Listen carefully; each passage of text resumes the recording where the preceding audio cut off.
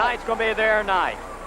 The Bruise Brothers and Sheepherders, the bell sounds, and this Chicago street fight is underway. The bell sounds, and this Chicago street fight underway between the Bruise Brothers and the Sheepherders. The Sheepherders, Luke Williams and Butch Miller, made a devastating debut last week against this same team. They're coming back, and this time in Chicago street fight rules, which means all 4 men in the ring, dressed as they are, no disqualifications, and the Bruise Brothers are taking care of business. And this crowd here in the Coliseum love it as they chant on and encourage the Bruise Brothers to take the fight right to the Sheepherders. Mad Dog better look behind him. He wasn't quick enough. And now the Sheepherders start to take over. My name is Peter Burkholz, and the referee for this match is Tommy Gilbert. But there's little the referee can do because there's no disqualification. All 4 men in the ring at the same time. It's wild, but it's conclusive. And that's what the Bruise Brothers wanted. A chance to fight the Sheepherders. And so there's absolutely no doubt on who the tougher team is. USA, USA, again starts to echo throughout the Coliseum. As the fans here, Houston wrestling fans, are trying to encourage the Bruise Brothers to come up and give a whipping to the Sheepherders. Butch Miller, Luke Williams, the controversial, the arrogant, the explosive team of the Sheepherders, and Mad Dog, his head is cut open, and now as Butch Miller looks for the opportunity, he saw his partner Luke holding Mad Dog, and this is the kind of action you see in a Chicago street fight. Very few wrestling holds and a lot of fight. So Pork Chops Cash trying to battle back. You're watching the Mad Dog as he's trying to find a way to slow down the Sheepherders. One fall to an absolute finish. And remember, all 4 men stay in the ring until there is an absolute winner. No disqualification. So the Sheepherders doing what they do best, and that's delivering punishment. Pork Chops down on his knees. You're seeing Mad Dog down on his knees, but you're starting to see Mad Dog show some signs of fighting along with Pork Chop, and the Bruise Brothers are starting to battle back. They're on their knees, now they're on their feet. Blow after blow. And now they've got the Sheepherders for the first time taking a couple steps backward. The Bruise Brothers, this is their biggest test yet.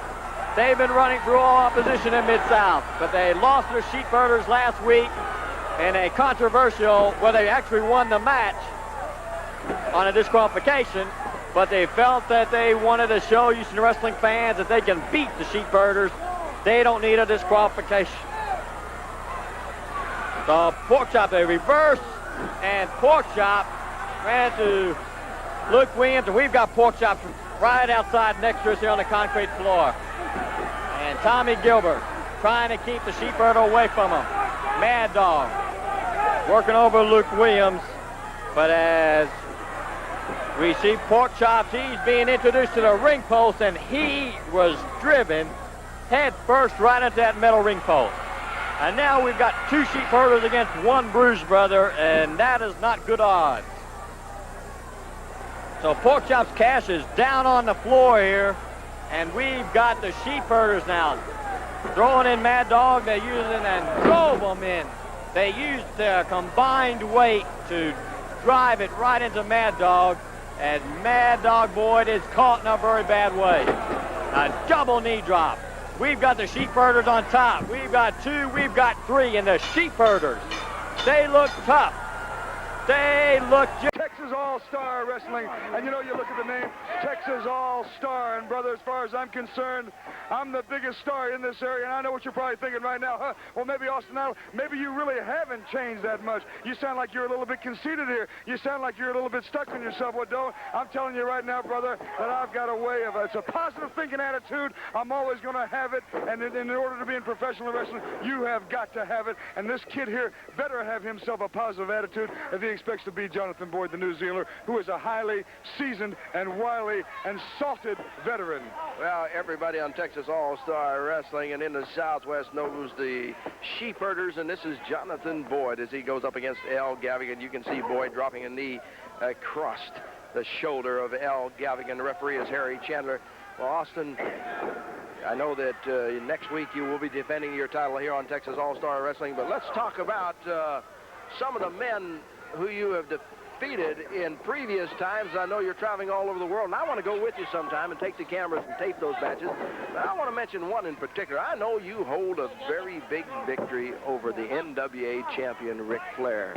You know, there's always, there's an old cliche that a picture is worth 1,000 words, you know. And if I sit here and I say, yeah, I beat Ric Flair right in the middle of the ring, 1, 2, 3, it's plain as day, it's right there on film. People say, well, if that's true, why don't you show it to us? You know, maybe you ain't telling us the truth, Austin Idol. Maybe you're trying to jive somebody. Maybe you're trying to pull the wool over somebody's eyes. Remember where you're at. This is Texas. This is the great state of Texas. This is the Lone Star State. You can't fool us. You can't trick us. You can't jive us. I ain't trying to jive nobody, Steve. I'm not trying to jive you, and I ain't trying to jive nobody here. And believe you me, I know there's a film of it, and I know it's going to be shown here in the up-and-coming weeks, showing me beat NWA heavyweight champion, world champion. Give me a break, Jack.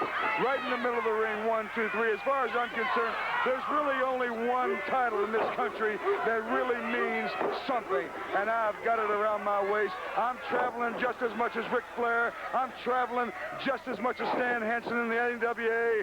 I'm traveling just as much as Hulk Hogan, just as much as any of them. And as far as I'm concerned, I'm the only champion, the United States heavyweight champion, and I'll challenge any one of those punks any day of the week, and we can do it right here in San Antonio if you want to. Well, that's Austin Idol, United States heavyweight champion, and I'll have to back up whatever he says because the man has made an impression on me. I've known Austin for a long time. He's a very crafty veteran in the ring. As we look at the Sheepherder now, the Sheepherder has gotten rid of Gavigan. Gavigan outside. Al Gavigan comes up onto the apron, grabs that ropes. He's going to come into the ring. Want to remind all you fans that we're going to be in Corpus Christi with Texas All-Star Wrestling Television on the road on April the 10th. That's a Thursday night at the Memorial Coliseum right on the bayfront. Austin Idol, I know you're trying to arrange to be there with us. Oh, I'd love to be. Matter of fact, I'd love to go to Corpus and spend about 3 or 4 days and lay on that beautiful Padre Island. I mean, that's world famous. You hear people talking about Padre Island all over the country. They're saying, man, if we could save up a few bucks, sweetheart, why don't we take the kids and we'll throw the dog in the kennel, put him in the back of the car, the station wagon, and let's truck on into Padre Island, lay on the beach, and take some sun. So if it happens, if it comes to pass, that was a devastating elbow right there. If it comes to pass that I could possibly be in Corpus Christi defending my title and laying out there on Padre Island with some of the most beautiful girls in the world, laying out there taking some sun, Steve. That's a nice place to go, I'm going to tell you that. Not too long ago, spring break, and it was packed. You'd have enjoyed it then. Oh, I would have loved to have been there. You know, Steve, I'm watching this match as you, of course, in our television audience, and this kid Al Gavigan, he's trying. He's got an opportunity here, Steve, to make a name for himself, and I'm sure that's why he accepted this match. You know, when you're in there with the likes of the Sheepherder, and you can see the sweat pouring off the bald head of the Sheepherder there. It's not bald, actually, keeps it shaved. But he's got a claw hold right on the top of the head of Al Gavigan.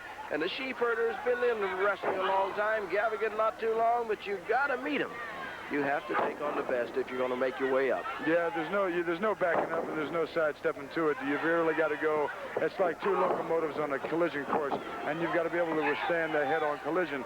And this kid is trying. He's trying his best, but apparently it's just not enough. He seems like he's not. He can't really muster any kind of attack against this Jonathan Boyd. But you know, before you go into a wrestling match, Steve, you have got to talk to yourself. People look at me in the dressing room, they say, Austin Idol has gone over the edge, that he's crazy. I talk to myself. I psych myself up. I pump myself up. I tell myself, you're going to go out there. You can expect to get beat on. You can expect to get kicked around. You can expect to get thrown on a concrete floor. And I try my best to make myself oblivious to the degree of pain. I try to be able to withstand all the pain I can, Steve. And there always comes a point in the match where I will psych myself up to a degree, Steve, where I actually cannot feel the pain. And you'll see that in the weeks to come. I will get myself so psyched up that I'll overcome the pain threshold. It's got to be over right there. It's got to be. Oh, the Sheepherder off of that middle rope, but he is taking Gavigan, whips him into the rope, gets in front, buries that shoulder in the midsection of Al Gavigan, and now the Sheepherder just grabs the leg and puts the shoulder down. It's 1, 2, 3, and the Sheepherder, Jonathan. This match, one fall or 10-minute time limit. Well, ladies and gentlemen, there you see the devastating New Zealand Sheepherders saluting the New Zealand flag, pledging their allegiance to their country, to which I have no problem. With the exception, Joel, that they can pledge allegiance to their country all they want, as long as they just not use such derogatory remarks about Old Glory and the United States of America. Well, certainly, Jim. Wrestling in the ring is one thing, and then nationalism is another. And the Sheepherders have really been running America down since they've been here. It's kind of sickening. These two, I guess you could describe them as unorthodox, but I think they're just a little bit more than that. They're wily, they're veterans of the ring, and they will stop at nothing to get a victory. No tactic, nothing is left out of their repertoire. Well, Joel, they have been the cause of some of the biggest riots in professional wrestling history. I mentioned this on many occasions. I'd like to have just a penny for every dollar that they've been fined since they've been in this sport. Their suspensions, well, it would fill up a chapter in a book. Now, it's kind of unusual with them. To most people, that would mean a lot. To them, they're just glad they got the opportunity to hurt some people. Now, sure, anytime you step into the ring, that's going to be a point of contention, but these two make it their entire modus operandi. Look at this! Once again, Joel, Perry Jackson, who has been devastated, just like last week, they did not allow the other opponent to even get in the ring. And Butch Miller from New Zealand as they get last-minute instructions by referee Tommy Gilbert. They'll be up against Ricky Gibson and his partner Brett Sawyer.